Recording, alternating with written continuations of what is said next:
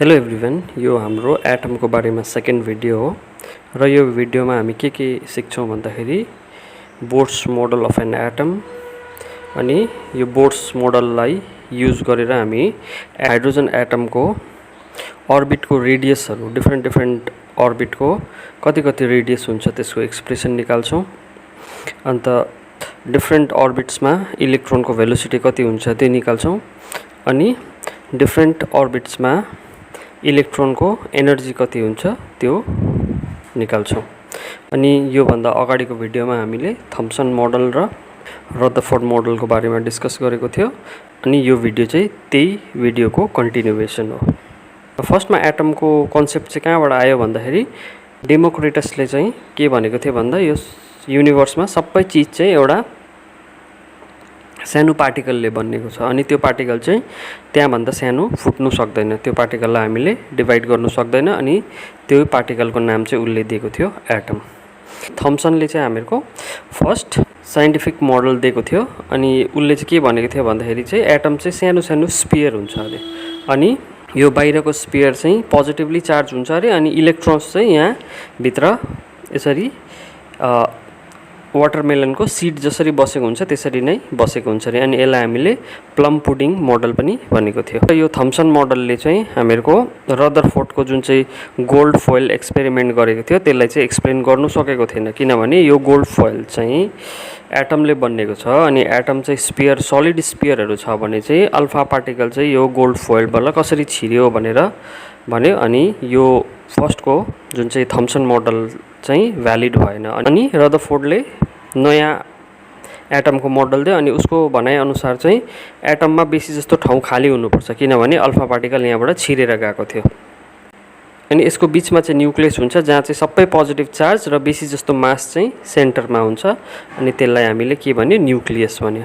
अनि इलेक्ट्रोन्सहरू चाहिँ के हुन्छ यहाँ वरिपरि घुम्दै गरेको हुन्छ, सर्कुलर पाथ जसलाई अर्बिट भन्छ, अर्बिटमा घुम्दै गरेको हुन्छ अनि यसमा चाहिँ के हुन्छ अरे पोजिटिभ चार्ज र नेगेटिभ चार्ज चाहिँ बराबर हुन्छ, त्यही कारण यो चाहिँ न्युट्रल हुन्छ भनेर उसले दियो। अनि यो मोडल युज गरेर हामीले एटमको एप्रोक्सिमेट साइज पनि निकालेको थियो जो चाहिँ 10⁻⁻14 मिटरको अर्डरमा थियो। अन्त यो रदरफोर्डको मोडल पनि भ्यालिड भएन किन भन्दा उसले 2-3वटा कुरा एक्सप्लेन गर्नु सकेन। एकोर्डिङ टु रदरफोर्ड चाहिँ के हुन्छ अरे भन्दाखेरि इलेक्ट्रोन चाहिँ यो न्युक्लियसको वरिपरि घुम्छ तर जब इलेक्ट्रोन सर्कुलर पाथमा घुम्छ त्यति बेला यो हुन्छ एक्सेलरेटेड मोसन अनि जब चार्ज एक्सेलरेट गर्छ यसले के निकाल्छ लाइट एनर्जी रेडिएट गर्छ अनि यसले एनर्जी रेडिएट गरेपछि के हुन्छ यो बिस्तारै यो न्युक्लियसको छेउछेउमा आउँदै जान्छ, यसले रेडिएट गरेर लास्टमा सबै एनर्जी सकिन्छ अनि यो फाइनली यो न्युक्लियसमा झर्छ अनि यो एटम के हुन्छ अनस्टेबल हुन्छ, स्टेबलै भएन भनेपछि तर एटमहरू त स्टेबल हुन्छ भनेपछि यो चाहिँ एक्सप्लेन गर्नु सकेन, उसको मोडलले एटमहरू किन स्टेबल भएको भनेर एक्सप्लेन गर्नु सकेन। अनि अर्को नेक्स्ट कुरा हो उसको भनाइअनुसार चाहिँ यो जब इलेक्ट्रोन तल झर्छ यसले कस्तो स्पेक्ट्रम निकाल्नु पर्ने, कन्टिन्युअस स्पेक्ट्रम निकाल्नु पर्ने, तर यसको चाहिँ स्पेक्ट्रम चाहिँ कस्तो हुन्छ अरे भन्दाखेरि डिस्क्रिट हुन्छ अरे। अनि नेक्स्ट चाहिँ उसको भनाइअनुसार चाहिँ यो इलेक्ट्रोन ग्रेजुअली झर्छ भनेपछि यसले सबै कलरको लाइट दिन्छ, यो कन्टिन्युअस स्पेक्ट्रम दिनुपर्ने अरे एटमले एकोर्डिङ टु रदरफोर्ड। तर हामीले खास चाहिँ कस्तो पाउँदो रहेछ यस्तो डिस्क्रिट, यो कुनै लाइट मात्रै पाउँछ, सबै कलरको लाइट पाउँदैन एटमहरूले चाहिँ यस्तो। अनि यो मोडल पनि फेल भयो अन्त हामीलाई चाहियो अर्को मोडल चाहिँ दियो बोर्डले। बोर मोडलमा चाहिँ बोर्डले चाहिँ के भन्यो भन्दाखेरि यो हामीले जुन चाहिँ देख्दैछ अर्बिटहरू इलेक्ट्रोन जुन पाए त्यही अर्बिटमा घुम्नु पाउँदैन, कुन चाहिँ अर्बिटमा मात्रै घुम्नु पाउँछ अरे भन्दाखेरि चाहिँ जब इलेक्ट्रोन कुद्छ यसको वेभ नेचर हुन्छ, बादमा हामी पढ्छौँ वेभ नेचर अफ पार्टिकल, त्यो एउटा वेभ जस्तो बिहेभ गर्छ अनि जब वेभ हुन्छ यसको वेभ लेन्थ हुन्छ। अब सपोज यसको वेभ लेन्थ चाहिँ 2 मिटर अरे, मैले यो त्यसै सपोज मात्रै लिएको, यो चाहिँ इक्जाम्पलको लागि मात्रै लिएको, बुझ्नुको लागि मात्रै लिएको, यो 2 मिटरको नहुनु पनि सक्छ। अब यसको वेभ लेन्थ चाहिँ 2 मिटर अरे भनेपछि इलेक्ट्रोनहरू चाहिँ त्यो अर्बिटमा मात्रै घुम्नु सक्छ जो चाहिँ 2 मिटरको मल्टिपल हुन्छ, जस्तो कि यो फर्स्ट अर्बिट चाहिँ छ अरे 2 मिटर भनेपछि यहाँ इलेक्ट्रोन घुम्नु पायो। अनि यो छ अरे, यसमा छ अरे 4 मिटरको छ अरे, यो 2 मिटरकै मल्टिपल भयो, त्यसमा पनि घुम्नु पायो। अनि 8 मिटरमा पनि घुम्नु पायो। अनि अरूमा चाहिँ घुम्नु पाएन, जस्तो 7 मिटरको अर्बिट छ अरे, त्यसमा चाहिँ यो घुम्नु पाएन, किनभने यो चाहिँ 2 कै मल्टिपल हुनु पर्यो अरे। भनेपछि जुन पायो त्यही अर्बिटमा घुम्नु पाउँदैन इलेक्ट्रोनहरू। कुन चाहिँमा मात्रै पाउँछ अरे भन्दाखेरि चाहिँ जो अर्बिट चाहिँ इलेक्ट्रोनको डी ब्रॉग्ली वेवलेन्थ, यो वेवलेन्थलाई डी ब्रॉग्ली वेवलेन्थ भन्छ। डी ब्रॉग्ली वेवलेन्थको इन्ट्रिगल मल्टिपल छ अरे, त्यो अर्बिटमा मात्रै इलेक्ट्रोन्स घुम्नु पाउँछ। अनि त्यो अर्बिटमा घुम्दा चाहिँ इलेक्ट्रोनले एनर्जी लुज गर्नु पाउँदैन अरे। जस्तो कि अघि हामीले देखेको थियो रदरफोर्डको मोडलमा एनर्जी लुज गर्दै गर्दै बिस्तारै आएको थियो अनि सबै बाटोमा हिँडेको थियो। तर अब चाहिँ यहाँ चाहिँ के हुन्छ, जुन पाए त्यो बाटोमा हिँड्नु पनि पाउँदैन अनि जुन बाटोमा हिँड्नु पाउँछ त्यहाँ एनर्जी लुज गर्नु पनि पाउँदैन। अब यो 2, 4 र 8 मा मात्रै हिँड्यो, किनभने हामीहरूको डी ब्रॉग्ली वेवलेन्थ 2 थियो। अनि 7, 3, 5हरूमा हिँड्नु पाएन। अनि यसलाई भन्छ बोर्ड्सको क्वान्टाइजेसन कन्डिसन भन्छ, तर यसलाई हामीले अर्कै पाराले भन्छ। अब यो वेभलेन्थमा नभनेर अर्को पाराले भन्नुपर्छ, अनि त्यो चाहिँ हामीले डिराइभ गर्छ। अब क्वेसन चाहिँ के हुन्छ भन्दाखेरि डिराइभ बोर्ड्स क्वान्टाइजेसन कन्डिसन। अब हामीले बोर्ड्सको क्वान्टाइजेसन कन्डिसन चाहिँ डिराइभ गर्दैछ। अब बोर्डले चाहिँ के भनेको थियो भन्दाखेरि इलेक्ट्रोन्सहरू चाहिँ त्यो अर्बिटमा मात्रै घुम्नु पाउँछ जसको चाहिँ सर्कमफरेन्स चाहिँ कति हुनु पर्यो अरे भन्दाखेरि चाहिँ यो डी ब्रॉग्ली वेवलेन्थको इन्ट्रिगल मल्टिपल। भनेपछि हामीहरूको सर्कमफरेन्स के हो, 2πr हो सर्कुलर पाथको। अनि कतिको मल्टिपल हुनु पर्यो अरे भन्दाखेरि यो ल्याम्डा, डी ब्रॉग्ली वेवलेन्थको ल्याम्डा हुनु पर्यो। नि एन भनेको एउटा इन्टिजर हो, 1, 2, 3 जे पनि हुनसक्छ। अब एकोर्डिङ टु डी ब्रॉग्ली, अब यो हामीले अर्को आउनेवाला च्याप्टरमा पढ्छ। डी ब्रॉग्ली वेवलेन्थको चाहिँ एक्सप्रेसन चाहिँ के हो भन्दा lambda is equal to h/mv। M भनेको मास अफ इलेक्ट्रोन, v भनेको भेलोसिटी अफ इलेक्ट्रोन, भनेपछि यति चाहिँ हुँदो रहेछ वेवलेन्थ। अनि h भनेको चाहिँ प्ल्याङ्क्स कन्स्ट्यान्ट, भनेपछि 2πr is equal to n। ल्याम्डाको बदली मैले यो h/mv लेख्यो। नेक्स्ट मैले mv र r लाई सँगै लेख्यो, अरू nh/2π यता लेख्यो। अब mvr भनेको चाहिँ के हो भन्दा एङ्गुलर मोमेन्टम। mv भनेको मोमेन्टम इन्टु रेडियस चाहिँ हो एङ्गुलर मोमेन्टम। भनेपछि एल, यो चाहिँ एल रहेछ mvr भनेको चाहिँ। अनि यो चाहिँ के रहेछ भन्दा एङ्गुलर मोमेन्टम अफ इलेक्ट्रोन रहेछ। भनेपछि अब यसको बदली एल लेख्नु पऱ्यो, L is equal to n into h/2π। भनेपछि यसलाई नै भन्छु म बोर्ड्स क्वान्टाइजेसन कन्डिसन। अब भन्नुको मतलब चाहिँ के हो भन्दाखेरि चाहिँ इलेक्ट्रोनहरू चाहिँ त्यो बाटोमा मात्रै हिँड्नु पाउँदो रहेछ, त्यो सर्कुलर पाथमा मात्रै हिँड्नु पाउँदो रहेछ जुन चाहिँ सर्कुलर पाथमा चाहिँ त्यो इलेक्ट्रोनको एङ्गुलर मोमेन्टम चाहिँ के हुन्छ अरे, इन्ट्रिगल मल्टिपल अफ h/2π हुन्छ अरे। भनेपछि अघि चाहिँ मैले सर्कमफरेन्सको हिसाबमा भने, अब अहिले चाहिँ म के निकालेँ, एङ्गुलर मोमेन्ट। एङ्गुलर मोमेन्ट चाहिँ इन्ट्रिगल मल्टिपल अफ h/2π भयो भने मात्रै त्यो अर्बिटमा हिँड्नु पायो, नभए अरूमा हिँड्नु पाएन। अब यहाँ देखाउँदैछु फेरि बोर्ड्स क्वान्टाइजेसन कन्डिसनले के भन्छ अरे, इलेक्ट्रोन्सहरू चाहिँ कि त h/2π एङ्गुलर मोमेन्टम भएको बाटोमा हिँड्नु पायो, कि त 2h/2π मा पायो, कि 3h/2π मा पायो, कि 4h, कि 5h, 0.5, 1.5हरूमा चाहिँ पाएन। खालि इन्ट्रिगल मल्टिपल अफ h/2π हुन्छ भने चाहिँ त्यहाँ चाहिँ इलेक्ट्रोन्स हिँड्छ, नभए चाहिँ हिँड्दैन। अरू चाहिँ अर्बिटै हुनु पाउँदैन, अरू अर्बिटहरू चाहिँ हुनु पाउँदैन। अनि एनको भ्यालु चाहिँ 1 हुन्छ, 2 हुन्छ, 3 हुन्छ, 4 हुन्छ, एउटा इन्टिजर हुनसक्छ जुनै पनि। अब त्यहाँबाट बोर्ड्सको पोस्टुलेट्स हुन्छ। यो बोर्ड्स मोडल भन्दा पनि हुन्छ, बोर्ड्स पोस्टुलेट्स भन्दा पनि हुन्छ। बोर्ड्सले चाहिँ के भन्यो भन्दाखेरि बिचमा पोजिटिभ न्युक्लियस हुन्छ अनि अर्बिट्समा चाहिँ इलेक्ट्रोन्स घुम्दै गरेको हुन्छ। अनि यो न्युक्लियस चाहिँ हेभी हुन्छ अरे। अनि नेक्स्टमा भन्यो इलेक्ट्रोन्सहरू चाहिँ त्यो बाटोमा मात्रै हिँड्नु पाउँछ जसमा चाहिँ इलेक्ट्रोनको एङ्गुलर मोमेन्टम चाहिँ कति हुन्छ अरे, h/2π को इन्ट्रिगल मल्टिपल हुन्छ अरे। अनि यो अर्बिट्सहरूलाई चाहिँ हामी के भन्छ भन्दाखेरि स्टेसनरी अर्बिट भन्छ, एनर्जी लेभल भन्छ। अनि यहाँनिर चाहिँ इलेक्ट्रोन्सहरूले एनर्जी लुज गर्नु पाउँदैन, यहाँबाट चाहिँ एनर्जी लुज हुँदैन। यो जुन चाहिँ रदरफोर्ड मोडलमा बिस्तारै बिस्तारै गर्दै झरेको थियो त्यस्तो पाराले झर्नु पाएन। अनि थर्डमा चाहिँ के भन्यो भन्दाखेरि जब यो इलेक्ट्रोन कि नभए एटमले एनर्जी एब्जर्ब गर्छ त्यति बेला चाहिँ यो इलेक्ट्रोन चाहिँ तल्लो स्टेपदेखि माथिल्लो स्टेप तलको एनर्जी लेभलदेखि माथिल्लो एनर्जी लेभलमा जान्छ अरे। अनि जब यसले एनर्जी लुज गर्छ, अब एनर्जी चाहिँ कस्तो पाराले लुज गर्छ अरे भन्दाखेरि in the form of light radiate गर्छ। भनेपछि यो एनर्जी यसले दियो लाइटको फर्ममा अनि तल आयो।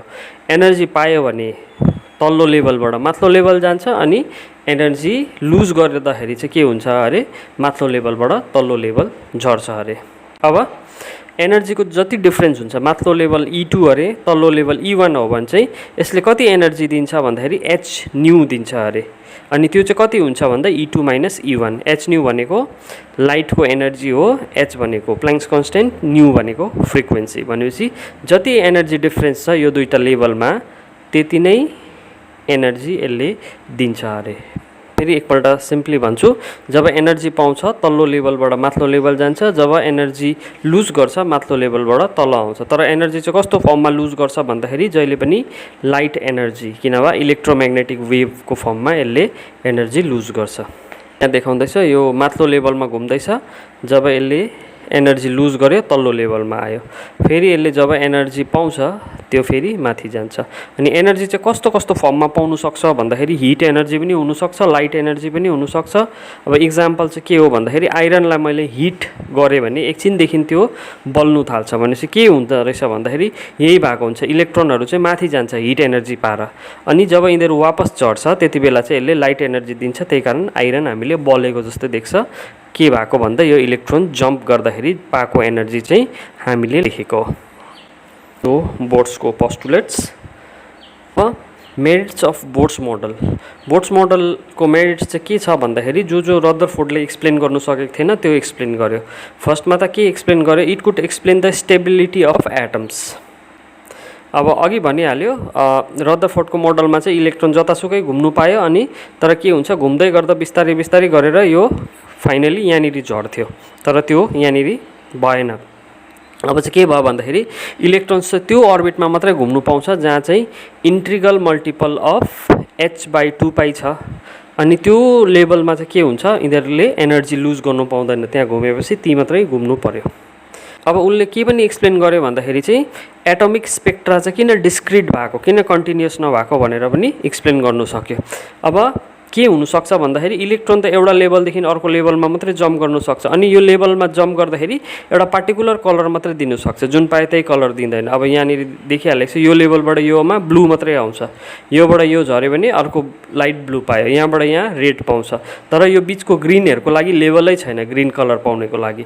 भनेपछि यो कन्टिन्युस हुँदैन। जस्तो यो रदरफोर्डमा चाहिँ बिस्तारै झरेको थियो, त्यसमा कन्टिन्युस पाएको थियो। यो कन्टिन्युस सबै पाउँदैन, हामीले खालि यहाँ एउटा दुईवटा तिनवटा चारवटा कलर मात्रै पायो, किनभने इलेक्ट्रोन जम्प गर्ने ठाउँ नै चारवटा मात्रै थियो। यहाँनिर जतासुकै जम्प गर्नु पाएन, जुन बाटोदेखि जुन पाए त्यही जम्प गर्नु पाउँदैन, कि त फोर्थबाट फर्स्ट गर्नु पऱ्यो, कि त फोर्थबाट सेकेन्ड गर्नु पऱ्यो, अनि त्यसको पार्टिकुलर कलर पाउँछ हामीले। त्यही कारण डिस्क्रिट स्पेक्ट्रा पनि एक्सप्लेन गर्नु सक्यो। अनि डिमेरिट्स चाहिँ के भयो भन्दाखेरि चाहिँ यो चाहिँ सबै एटमलाई युज गर्नु सक्दैन हामीले, हाइड्रोजन एटम, किनभने एउटा इलेक्ट्रोन भएको एटमलाई मात्रै एक्सप्लेन गर्नुको लागि हामीले बोर्ड्स मोडल युज गर्नु सक्छ। अनि सेकेन्डमा के हुन्छ भन्दाखेरि यसले चाहिँ जिमेन इफेक्ट, स्टार इफेक्ट भनेर एउटा हुन्छ, जसमा त्यो हामीले जुन चाहिँ डिस्क्रिट लेभल देख्दैछ त्यो पनि स्प्लिट हुन्छ म्याग्नेटिक फिल्ड इलेक्ट्रिक फिल्डमा हाल्दाखेरि। त्यो चाहिँ किन भएको भनेर एक्सप्लेन गर्नु सकेन। अनि यसको हामीले डिटेल भन्नु पर्दैन, खालि यति मात्रै भन्दा हुन्छ। It could not explain Zeeman and Stark effect. के भनेको थियो भन्दाखेरि उसले सर्कुलर पाथमा हिँड्छ भनेर भनेको थियो, तर इलेक्ट्रोन्सहरू सर्कुलर पाथमा पनि हिँड्दैन अरे। अनि यो चाहिँ भयो डिमेरिट्स, यो भयो मेरिट्स, यो भयो डिमेरिट्स। अब यो मोडलको पनि डिसएडभान्टेजहरू छ, भनेपछि सबै कुरा एक्सप्लेन गर्नु सकेन। अनि फेरि अर्को मोडलहरू छ जुन चाहिँ हामीहरूको सिलेबसमा छैन। अब significance of Bohr's model. Bohr's मोडलले गर्दा हामीले एटमको बारेमा धेरै कुरा बुझ्नु सकिन्छ। अनि यिनीहरू चाहिँ के हो भन्दा हामीले हाइड्रोजन एटम कत्रो हुन्छ त्यसको रेडियस निकाल्नु सक्छ, अनि एटममा जुन चाहिँ इलेक्ट्रोनहरू वरिपरि घुम्दै गरेको हुन्छ त्यसको स्पिड कति हुन्छ त्यो पनि निकाल्नु सक्छ। अनि इलेक्ट्रोनहरूको डिफ्रेन्ट अर्बिटमा घुम्दा यिनीहरूको एनर्जी कति हुन्छ त्यो पनि निकाल्नु सक्छ। अनि यो एनर्जी निकालेर चाहिँ हामीले जब यो इलेक्ट्रोनहरू जम्प गर्छ त्यति बेला कुन चाहिँ कलरको लाइट निकाल्छ भनेर त्यो पनि भन्नु सक्छ हामीले। कुरा भन्दैछ यहाँनिर calculate the frequency of photon absorbed or emitted by an atom. भनेपछि यो एटमले जुन चाहिँ कलर निकाल्छ त्यो चाहिँ कुन चाहिँ कलर निकाल्छ, त्यसको फ्रिक्वेन्सी कति हुन्छ, वेभलेन्थ कति हुन्छ भनेर त्यो पनि हामीले यो बोर्ड्स मोडल युज गरेर निकाल्नु सक्छ। अनि calculate the ionisation energy of an atom. Ionisation energy भनेको चाहिँ एटमबाट इलेक्ट्रोन निकाल्नु कति एनर्जी चाहिन्छ हो त्यो पनि क्यालकुलेट गर्नु सक्छ। अनि यो भिडियोमा हामी यो फर्स्टको 3टा चाहिँ अहिले गर्छ, यो बादको 2टा चाहिँ नेक्स्ट भिडियोमा गर्छ। अब फर्स्टमा हामी निकाल्छ रेडियस अफ सर्कुलर अर्बिट्स। अब त्यसको लागि डायग्राम चाहिन्छ। यो डायग्राम ल ZE भनेको चाहिँ के हो भन्दाखेरि यसको Z भनेको एटोमिक नम्बर, E भनेको चार्ज अफ प्रोटोन, भनेपछि यो चार्ज अफ न्युक्लियस भयो। अनि इलेक्ट्रोन यो वरिपरि घुम्दै गरेको हुन्छ अनि यसको रेडियस चाहिँ हो R। अनि यो इलेक्ट्रोन यहाँ घुम्दै गरेको हुन्छ अनि यो चाहिँ कति भेलोसिटीले घुम्दैछ भनेर चाहिँ हामी मान्छौँ V भेलोसिटीले चाहिँ इलेक्ट्रोन्स घुम्दैछ अरे। अब यही डायग्राम लियो, यही एजम्सन लेख्यो, यस्तो यस्तो भएको छ। M भनेको मास अफ द इलेक्ट्रोन, अरू सबै हामीले डिस्कस गर्यो। यो चार्ज अफ N इलेक्ट्रोन लेख्नुपर्ने रहेछ, यहाँनिर मैले N मात्रै लेखेको छु। अनि चार्ज अफ प्रोटोन भन्दा पनि हुन्छ, चार्ज अफ इलेक्ट्रोन भन्दा पनि हुन्छ, दुईजनाको चार्ज एउटै हुन्छ। अब यो इलेक्ट्रोनमा इलेक्ट्रोस्ट्याटिक फोर्स चाहिँ कति हुन्छ भन्दा हामी कुलम्स ल युज गर्नु सक्छ। F = K Q1 Q2/r²। भनेपछि F = K, Q1 भनेको ZE हो, Q2 भनेको E हो अनि r²। अनि कुनै पनि चिजलाई चाहिँ सर्कुलर पाथमा राख्नु छ भने हामीलाई के चाहिन्छ, सेन्ट्रिपिटल फोर्स चाहिन्छ। अनि यहाँ चाहिँ यो सेन्ट्रिपिटल फोर्स चाहिँ कसले दिन्छ भन्दाखेरि यही इलेक्ट्रोस्ट्याटिक फोर्सले दिन्छ, किनभने यो इलेक्ट्रोन नभए त टाढो जान्छ, यो टाढो नजाओस् भनेर तानी बस्ने फोर्सलाई नै भन्छ हामीले सेन्ट्रिपिटल फोर्स। अनि यो सेन्ट्रिपिटल फोर्स चाहिँ कहाँबाट आउँछ भन्दा यही इलेक्ट्रोस्ट्याटिक फोर्सबाटै आउँछ। भनेपछि मैले लेख्नु सकेँ centripetal force = electrostatic force, FC = FE। अब दुईजनाकै फर्मुला लेख्नु पऱ्यो। सेन्ट्रिपिटल फोर्सको फर्मुला हामीलाई याद हुनुपर्छ mv²/r। अनि यो चाहिँ कोक्सको बराबर हुन्छ अरे भन्दाखेरि यसको बराबर। अब हामीले यहाँबाट रेडियस निकाल्नु पर्ने हो। भनेपछि अब यो r र यो स्क्वायरलाई क्यान्सल गर्यो। अब भेलोसिटी त याद छैन, अरू सबै कन्स्टेन्ट छ, यो भेलोसिटी चाहिँ हामीलाई याद छैन। अब त्यसको लागि के गर्छु भन्दाखेरि अब हामीलाई यो V यहाँनिर चाहिँदैन। भनेपछि हामीले के को फर्मुला युज गर्नुपर्छ, एङ्गुलर मोमेन्टम अफ इलेक्ट्रोन चाहिँ के हुन्छ, L = mvr हुन्छ। भनेपछि V चाहिँ के हुन्छ भन्दाखेरि L/mr हुने रहेछ। भनेपछि यो V को बदली चाहिँ मैले लेख्नु पऱ्यो L/mr। भनेपछि यो V को बदली L/mr को स्क्वायर, अनि यसलाई फेरि स्क्वायर गऱ्यो भने यो हुने रहेछ। अब फेरि यो r र यो r क्यान्सल गर्दा हुन्छ। अब नेक्स्टमा L² = mr यता गयो।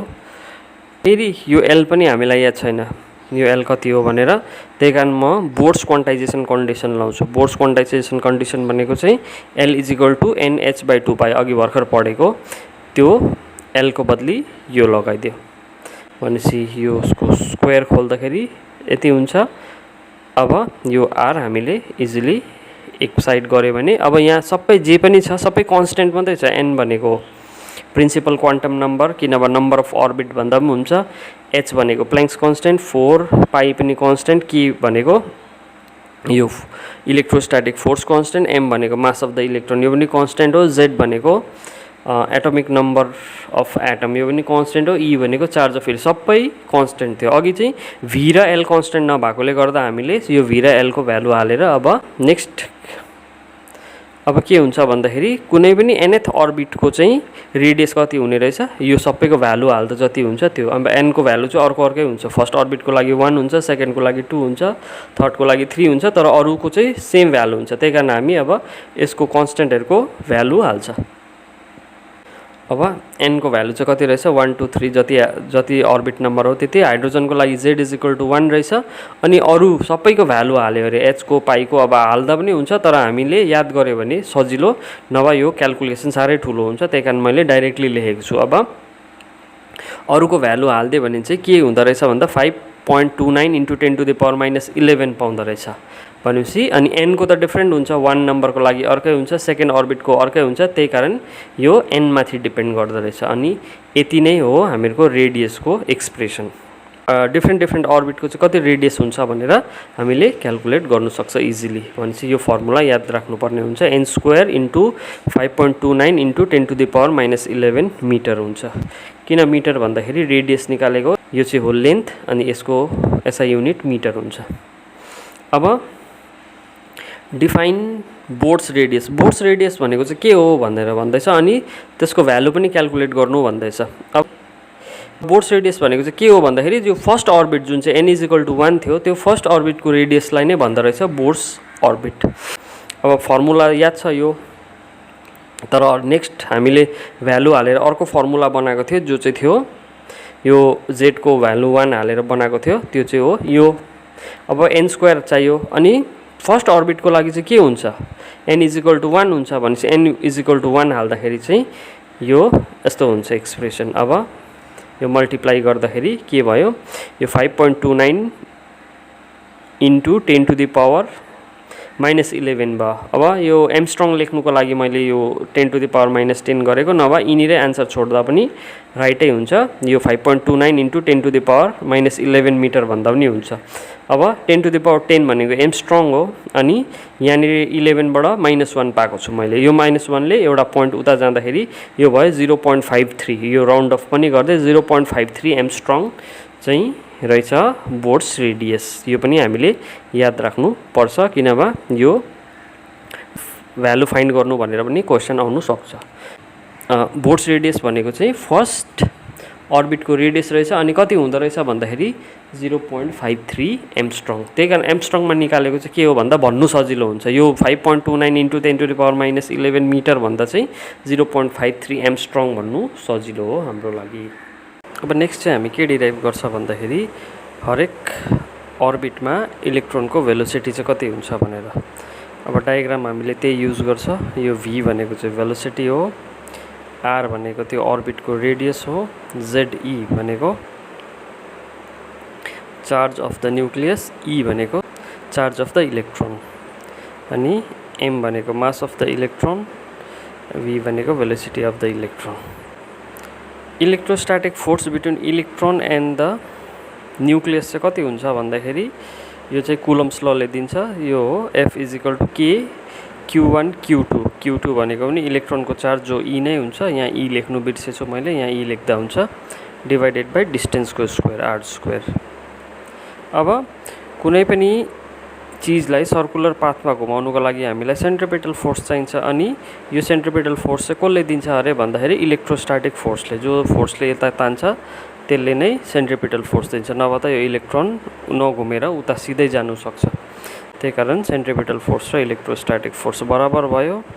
अब यिनीहरूको फर्मुला सेन्ट्रिपेटल भनेको mv²/r अनि यो इलेक्ट्रोस्टैटिक फोर्स भनेको kz E इन्टु E/r²। अब यो r र यो r को स्क्वायरलाई काटेँ मैले, e लाई स्क्वायर गरेँ। अब यो टाइममा चाहिँ मलाई के चाहिएको छ, भेलोसिटी चाहिएको छ। अघिको पनि डिराइभेसन यस्तै थियो, radius of the hydrogen atom निकाल्दा पनि यही हो प्रोसेस, खालि अलिकति लास्टमा गएर अलिकति डिफ्रेन्ट हुन्छ। अब यो r को बदली चाहिँ मैले अरू केही हाल्नु पर्यो किनभने v त मलाई चाहिएको हो। अन्त एङ्गुलर मोमेन्टम भनेको चाहिँ के हो, l हो। l भनेको mvr हो भनेपछि r = चाहिँ के लेख्दो रहेछ, l/mv। यो l भयो, mv गयो माथि अनि मेरो एक्सप्रेसन भयो यो। अब यो v² र यो v लाई पनि काट्दा हुन्छ। अब v = kze²/l। अब l कति हो त्यो त हामीलाई याद छैन, तर according to Bohr's quantisation condition l = के हो, nh/2π हो भनेपछि मैले l को बदली nh/2π लेखेको छु। अब यो n यहाँ आउँछ, 2π माथि जान्छ अनि हामीहरूको एक्सप्रेसन भयो यो। अब नेक्स्टमा के गर्नुपर्छ भन्दाखेरि c ले मल्टिप्लाई र डिभाइड, किनभने मलाई भेलोसिटी चाहिँ in terms of speed of light चाहिएको अनि त्यही कारण यो c ले यहाँ डिभाइड गर्यो, यहाँ c ले मल्टिप्लाई गर्यो। नेक्स्ट स्टेपमा के हुन्छ भन्दाखेरि यो चाहिँ भयो भेलोसिटी कुनै पनि अर्बिटमा, किनभने n भनेको नम्बर अफ अर्बिट हो, यति त कन्स्टेन्ट हुन्छ। अब यसको भ्यालु चाहिँ कति हुँदो रहेछ भन्दाखेरि यो z = 1 हाइड्रोजनको लागि z = 1 हुन्छ, अनि अरू सबै कन्स्टेन्टको भ्यालुहरू हाल्यो भने चाहिँ यो चाहिँ कति आउँदो रहेछ 1/137 आउँदो रहेछ, अनि c/n भनेपछि यो चाहिँ हो इलेक्ट्रोनको भेलोसिटी कुनै पनि n अर्बिटमा। अब अर्बिट चेन्ज भयो, n चेन्ज गर्यो भने हामीहरूको स्पिड पनि अर्कै हुन्छ, अनि यही चाहिँ हो हामीहरूको फाइनल एक्सप्रेसन। अब नेक्स्ट के डिराइभ गर्छ भन्दाखेरि energy of electron in nth orbit, कुनै पनि अर्बिटमा इलेक्ट्रोनको एनर्जी कति हुन्छ भनेर। अब त्यही डायग्राम लिए मैले, अनि त्यही छ एजम्पसनहरू। अब यहाँनिर टोटल एनर्जी चाहिँ कति हुन्छ, अब यो चाहिँ अघिको जस्तो छैन, अलिकति डिफ्रेन्ट छ। यहाँनिर इलेक्ट्रोनको एनर्जी दुईवटा एनर्जी हुन्छ, एउटा त इलेक्ट्रोन हिँड्दैछ त्यसको काइनेटिक एनर्जी हुन्छ, अनि यो न्युक्लियस जो चाहिँ पोजिटिभ हो त्यो इलेक्ट्रोनलाई तान्दैछ, त्यसले गर्दा एउटा पोटेन्सियल एनर्जी हुन्छ भनेपछि total energy is kinetic energy plus potential energy. अब काइनेटिक एनर्जीको त फर्मुला याद छ हामीलाई, 12mv² हो। अब पोटेन्सियल एनर्जी चाहिँ के हो भन्दाखेरि पोटेन्सियल इन्टु चार्ज हो। अब यहाँनिर चाहिँ पोटेन्सियल कति हुन्छ यो न्युक्लियसले गर्दा भन्दाखेरि kZe/r हो, यो चाहिँ हो पोटेन्सियलको फर्मुला। अनि यो इलेक्ट्रोनको चार्ज चाहिँ हुन्छ -e। जब हामी पोटेन्सियलको कुरा गर्छ त्यति बेला चाहिँ हामीले इलेक्ट्रोनको चार्ज -e हाल्नुपर्छ। अघि प्रिभियसली चाहिँ हामीले -e हालेको थिएन, किनभने त्यति बेला फोर्सको कुरा गरेको थियो, हामीले फोर्सको म्याग्निट्युड मात्रै निकाल्छ, तर हामीहरूको यो पोटेन्सियलको चाहिँ साइन हुनुपर्छ, यो नेगेटिभ पोजिटिभ चार्जको त्यसकै साइन हुनुपर्छ, वेयरएज फोर्सहरूमा इलेक्ट्रिक फिल्डहरूमा नहाल्दा हुन्छ, किनभने हामीले त्यति बेला म्याग्निट्युडको मात्रै कुरा गर्दै गरेको हुन्छ। अब यो माइनस यता आयो, यो हाम्रो एक्सप्रेसन यस्तो भयो। अब नेक्स्ट के गर्छ भन्दाखेरि अब यो हामीलाई v² को याद छैन कति हुन्छ v², त्यही कारण अब त्यही कुरा भन्नु पर्यो। अब योलाई वरिपरि घुमाउनुको लागि सेन्ट्रिपिटल फोर्स चाहिन्छ, अनि सेन्ट्रिपिटल फोर्स चाहिँ कसको बराबर हुन्छ अरे इलेक्ट्रोस्ट्याटिक फोर्सको, भनेपछि यही लेखेँ सेन्ट्रिपिटल फोर्स = इलेक्ट्रोस्ट्याटिक फोर्स। अब हामीलाई फर्मुला याद छ, अघिदेखि युज गरिरहेको छ, यो दुईटालाई इक्वेट गर्यो भने हामीहरूको v² चाहिँ के आउँदो रहेछ kZe²/rm आउँदो रहेछ। भनेपछि हामीलाई यहाँनिर v² कै भ्यालु हाल्नु थियो, किनभने अरू त सबै कन्स्टेन्ट हो। हामीहरूको याद नभएको कुरा चाहिँ के हो भन्दाखेरि यो v²। अब v² को भ्यालु हाल्दाखेरि यो इक्वेसन 1 मा के भयो भन्दाखेरि यो m क्यान्सल हुन्छ, अनि वी आर लेफ्ट विथ यो भयो। अब यो त सबै एउटै खालके छ, कमन टर्म छ, भनेपछि यो कमन निकाल्यो भने हाफ -1 हुन्छ। अब 1 बाट हाफ घटाउँदा हाफै रहन्छ, तर माइनस ठुलो भएकोले गर्दा -हाफ, भनेपछि टोटल एनर्जी चाहिँ कति हुँदो रहेछ भन्दाखेरि 12 kZe²/r हुँदो रहेछ। अब यो r चाहिँ अर्कै हुन्छ, अरू त कन्स्टेन्ट हो, भनेपछि यो r को चाहिँ हामीले फर्मुला युज गरेर यसको भ्यालु हाल्नु पर्यो। अघि हामीले निकालेको रेडियस कति हुन्छ भन्दाखेरि यति हुन्छ। अब नेक्स्टमा के गर्नु पर्यो भन्दाखेरि अब यो r को भ्यालु हाल्दाखेरि हामीले के पायो भन्दाखेरि यो टर्महरू माथि जान्छ, अनि यो 4 र यो 2 काटेर यो रह्यो हामीहरूको En माइनस चाहिँ किन आएको भन्दाखेरि हामीहरूको एनर्जी चाहिँ नेगेटिभ हुन्छ। नेगेटिभ भनेको चाहिँ इलेक्ट्रोन चाहिँ बाउन्ड टु द एटममै टालिएको हुन्छ इलेक्ट्रोन, त्यसले गर्दा नेगेटिभ एनर्जी पाएको। अब फेरि हामीलाई याद छ यो सबै अरू कुरा त कन्स्टेन्ट छ, n को भ्यालु मात्रै चेन्ज हुन्छ, अरू त सबै कन्स्टेन्ट हो। अनि त्यो सबैको भ्यालु हाल्यो, अनि z = 1 हाइड्रोजनको हाल्यो भने चाहिँ हामीहरूको टोटल एनर्जी चाहिँ कति हुँदो रहेछ भन्दाखेरि -13.6 n² इलेक्ट्रोन भोल्ट। खास यहाँ जुलमा हुनुपर्ने एनर्जी र मैले इलेक्ट्रोन भोल्टमा कन्भर्ट गरेर लेखेको छु। अनि यो हामीले डाइरेक्ट मेमोराइज गर्दा हुन्छ, किनभने यो इक्जाममा यो सबै भ्यालु हालेर क्यालकुलेट गरिबस्नु पोसिबल हुँदैन, हामीलाई धेरै टाइम चाहिन्छ। त्यही कारण हामीलाई याद हुनु पर्यो 13.6 इलेक्ट्रोन भोल्ट / n²। अब हामीले जुनै अर्बिटको पनि एनर्जी निकाल्नु सक्छ, खालि n मात्रै चेन्ज गर्नु पर्यो। फर्स्ट अर्बिटको लागि 1, सेकेन्ड अर्बिटको लागि 2, अब भनेपछि कुनै पनि nth अर्बिटमा चाहिँ के हुँदो रहेछ भन्दा एनर्जी 13.6 इलेक्ट्रोन भोल्ट। अनि अर्को हामीले के कुरा याद राख्नुपर्छ भन्दा चाहिँ काइनेटिक एनर्जी चाहिँ कति हुन्छ अरे भन्दाखेरि जति टोटल एनर्जी हुन्छ त्यसलाई माइनसले मल्टिप्लाई गर्यो भने त्यो चाहिँ हुँदो रहेछ हामीहरूको kinetic energy of the electron. अनि पोटेन्शियल एनर्जी चाहिँ कति हुँदो रहेछ भन्दाखेरि जति टोटल एनर्जी छ त्यसलाई 2 ले मल्टिप्लाई गर्यो भने हामीहरूको हुँदो रहेछ potential energy. Ratio of kinetic energy to potential energy चाहिँ कति हुन्छ भन्दाखेरि काइनेटिक एनर्जी भनेको -En हो, पोटेन्शियल एनर्जी भनेको 2En हो। भनेपछि यो दुईजनाको भ्यालु हाल्दाखेरि हामीले -½ पाउँदो रहेछ। यिनीहरू दुईजनाको रेसियो -½ यो कोही बेला 1 मार्क्स क्वेसनमा यो यहाँबाट क्वेसनहरू आउँछ, त्यही कारण हामीलाई यो फर्मुलाहरू याद गर्नुपर्छ। अब क्वेसन चाहिँ कस्तो खालके आउँछ भन्दा calculate the kinetic potential and the total energy of electron in 4th orbit of a hydrogen atom. अब 4th अर्बिट भनेको छ n = 4 भइगयो।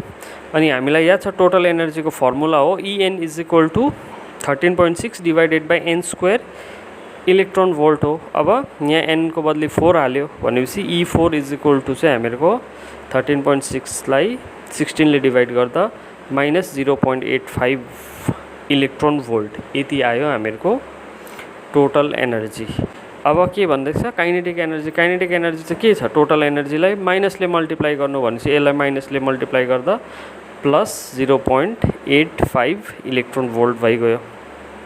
अब नेक्स्ट छ पोटेन्शियल एनर्जी के हो टोटल एनर्जीलाई 2 ले मल्टिप्लाई गर्नु। अब 2 ले मल्टिप्लाई गर्दा -1.7 इलेक्ट्रोन भोल्ट चाहिँ हुँदो रहेछ यसको पोटेन्शियल एनर्जी।